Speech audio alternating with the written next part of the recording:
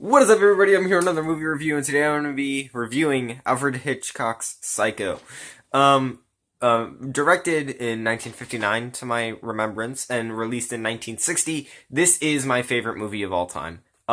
This is my favorite pre-1970 movie, my favorite movie of all time, period. And that is because of the way it was directed, and it was well acted, well directed, well casted. Let's get it right there. Casted beautifully. And it is one of the most influential horror films of all time. And without it, I don't think we'd have modern day horror. I don't think we'd have films like Cabin in the Woods or A Quiet Place or what else is a really good modern day horror film? It Follows. Or It. We wouldn't have that without Psycho. And I think, or hell, even John Carpenter's Halloween, we wouldn't have that without Psycho. We owe pretty much every modern day, from 70s horror to present day horror, we owe it all to Psycho. Whether it's good or bad, it's all due to Psycho. Now, if you've been following, if you were on on Instagram last night, because currently I'm recording this in the morning, you know that I did a movie night with Psycho. So I watched Psycho on live stream. So that was a really fun experience to watch that with you guys.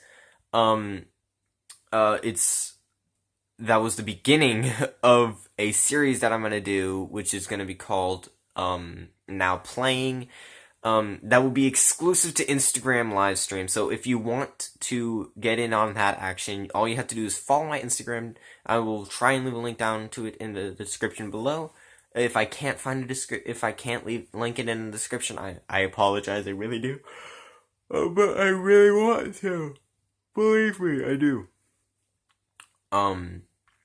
So why is this movie so influential? Well, obviously it was made in 1960.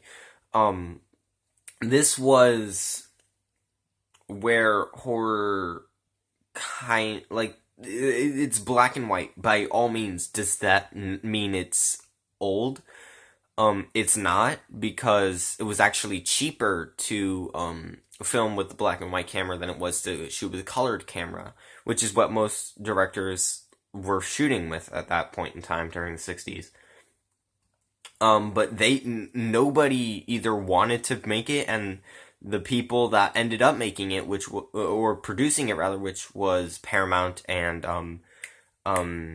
Universal, they ended up saying it's not going to be a success, we're not going to finance the color cameras. So, if you want to make this, you have to, do everything yourself.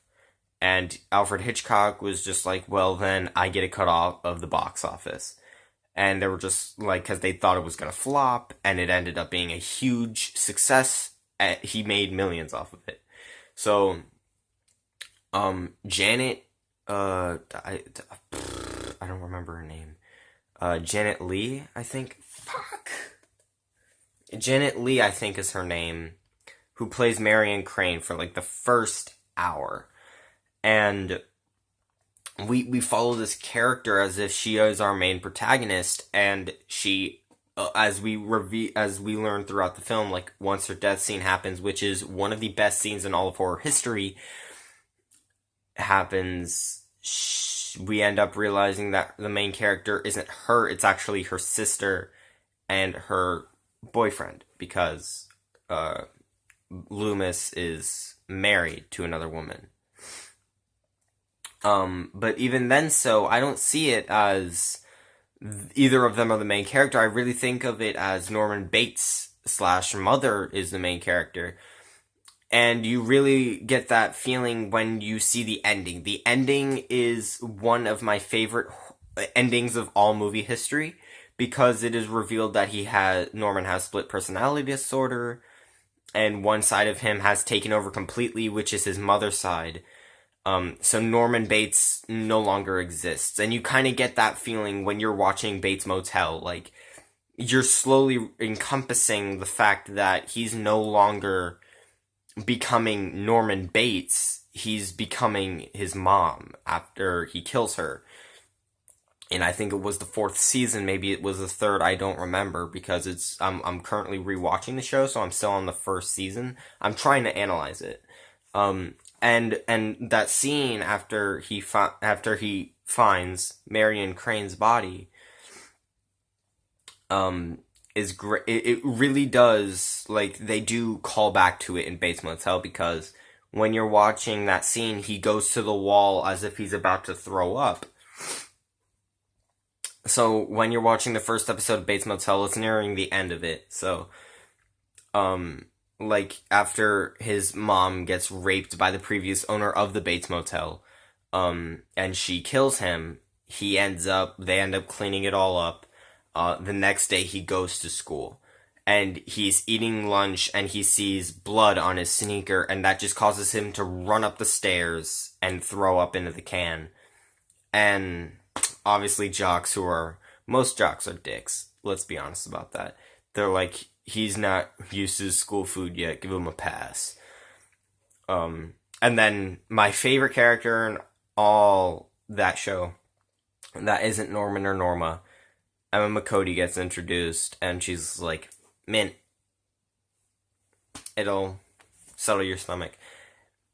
And it's one of my favorite moments in all of the Psycho franchise, is when they call back to it in Bates Motel, because of what happens in Psycho. And if you've seen the first episode anyway, you kind of get that feeling like he doesn't like seeing blood. Or, I mean, like, he doesn't like seeing blood, because it's obviously him that's committing the murder. It's just, like, his body anyway, but his mind isn't. I could talk about the philosophy of Psycho all day, but I'm gonna give Psycho an A+. This is a perfect movie for me. For a 1960 horror film that nobody thought was gonna be a success, ended up being a critical darling. Fans love it. And it made a lot of money in terms of the 1960s. Like, that's a lot of fucking money, man. Yeah. Anyway, guys, thank you all so very much for watching this episode of Domo's Movie Reviews. If you enjoyed this episode and you want to see more, hit the like button, subscribe to the YouTube channel, follow me on Instagram and Twitter at The Domo Nation. You can also follow me on Instagram on my second account, The Domo Nation Customs. You can also add me on Snapchat now. The Domo Nation is obviously my username, so, but it's not my main name, so, like, my name that I use, my username is the Domo Nation, but my name that I use is my actual name, so, yeah. Anyway, other than that, you can also subscribe to my second YouTube channel, Domo's Toys and Collectibles Chest.